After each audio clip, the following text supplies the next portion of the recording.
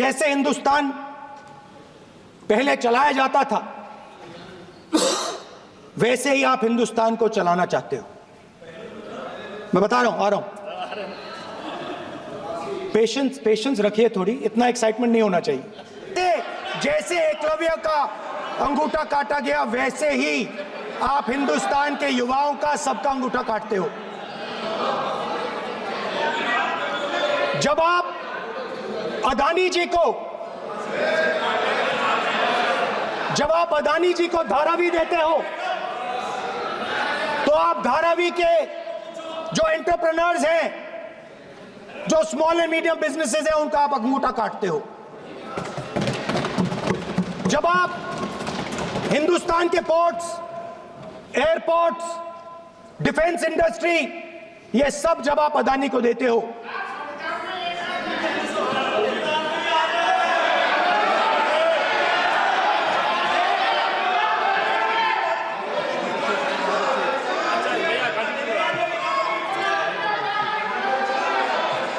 हिंदुस्तान के सारे जो फेयर प्ले बिजनेसेस हैं,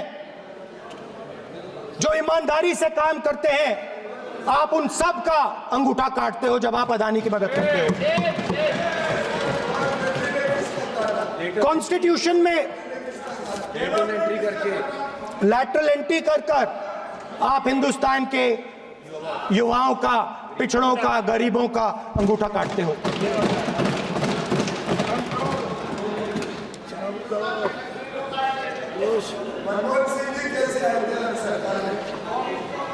सर, स्पीकर सर, जैसे एकलव्य ने प्रैक्टिस की थी वैसे ही हिंदुस्तान के युवा सुबह उठकर 4 बजे उठकर अलग अलग एग्जाम्स की तैयारी करते हैं। आपने देखा होगा पहले हजारों युवा सुबह उठकर रनिंग करते थे, वेट ट्रेनिंग करते थे आर्मी में जाने के लिए। जब आपने अग्निवीर लागू किया तो आपने उन युवाओं की उंगली काटी।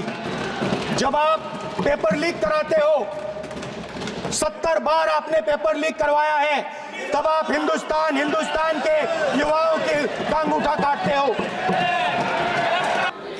दिल्ली के बाहर आपने किसानों पर टीयर गैस चलाया है, आपने किसानों पर लाठीचार्ज किया है। किसान आपसे एमएसपी मांगते हैं, सही दाम मांगते हैं, मगर आप अदानी को फायदा पहुंचाते हो, अंबानी को फायदा पहुंचाते हो और किसान का अंगूठा काटने का काम करते हो। कई ऐसे बिल थे जो गांव के लिए, गरीब के लिए, दलित के लिए, पिछड़ों के लिए, आदिवासी के लिए, उनके कल्याण की चर्चा करने के लिए थे, उनके भविष्य के साथ जुड़े हुए थे। लेकिन इसमें इन्हें कोई रुचि नहीं है। देश की जनता ने जिस काम के लिए उनको यहां भेजा है, उस जनता का भी विश्वासघात किया गया है।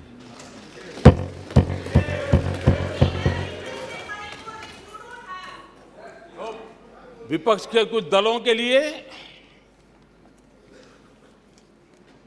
उनके आचरण से, उनके व्यवहार से उन्होंने सिद्ध कर दिया है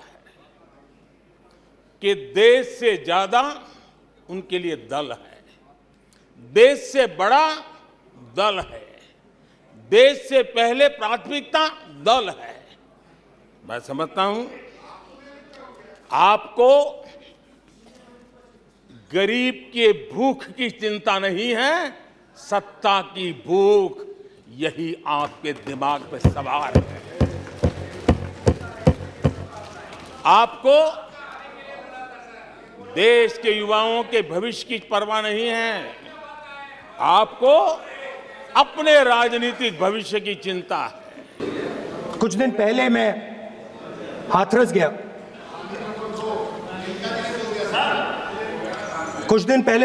गया। हाथरस में 4 साल पहले एक लड़की का बलात्कार होता है। गैंग रेप होता है। 3-4 लोग गैंग रेप करते हैं मैं 2-3 दिन पहले उस लड़की के परिवार के घर में गया।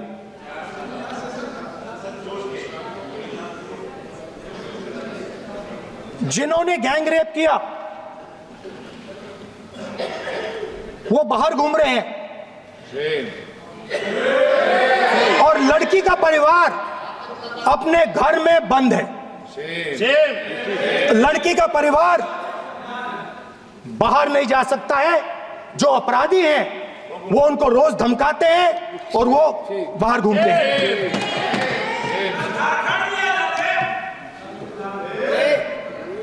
परिवार ने मुझे बताया कि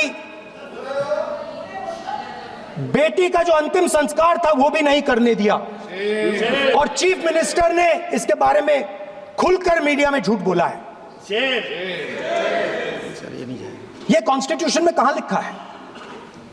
ये कॉन्स्टिट्यूशन में कहां लिखा है कि जो बलात्कार करते हैं वो बाहर रहे और जिसका रेप हुआ है, जिसके परिवार, उस परिवार को बंद कर दिया जाए? कहां लिखा है कॉन्स्टिट्यूशन में? और उनके लिए तो सबसे प्रिय नारा क्या है? मोदी तेरी कब्र खुदेगी। मोदी तेरी कब्र खुदेगी। मोदी तेरी कब्र खुदेगी। ये इनकी पसंदीदा नारा है। लेकिन मेरे लिए इनकी ये गालियां, ये अपशब्द, ये अलोकतांत्रिक भाषा, मैं उसका भी टॉनिक बना देता हूं।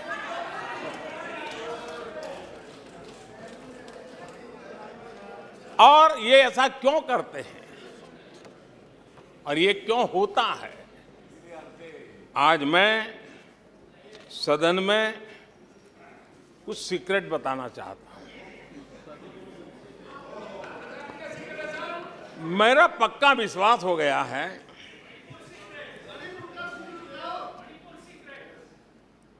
कि विपक्ष के लोगों को एक सीक्रेट वरदान मिला हुआ है। हाँ,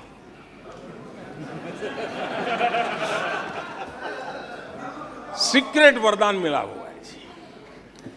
और वरदान ये कि ये लोग जिसका बुरा चाहेंगे उसका भलाई ही होगा।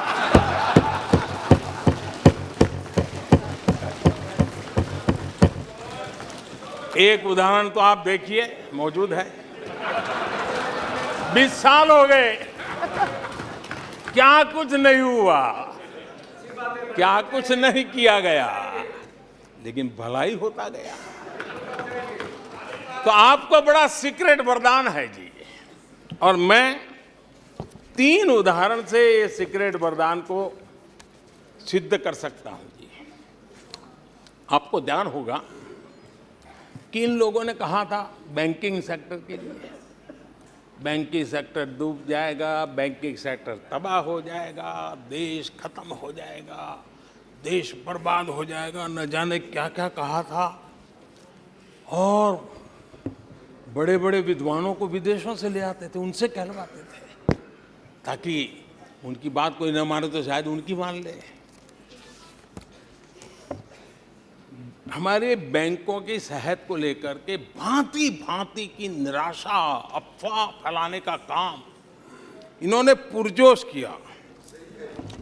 और जब इन्होंने बुरा चाहा बैंकों का, तो हुआ क्या? हमारी public sector banks net profit 2 गुने से ज्यादा हो गया। इन लोगों ने फोन बैंकिंग घोटाले की बात, इसके कारण देश को एनपीए के गंभीर संकट में डुबो दिया था। बीते दिनों की बात हो रही है, लेकिन आज जो उन्होंने एनपीए का अंबर लगा के गए थे, उसको भी पार कर करके हम एक नई ताकत के साथ निकल चुके हैं। और आज सुबह निर्मला जी ने विस्तार से बताया है कि कितना प्रॉफिट हुआ है।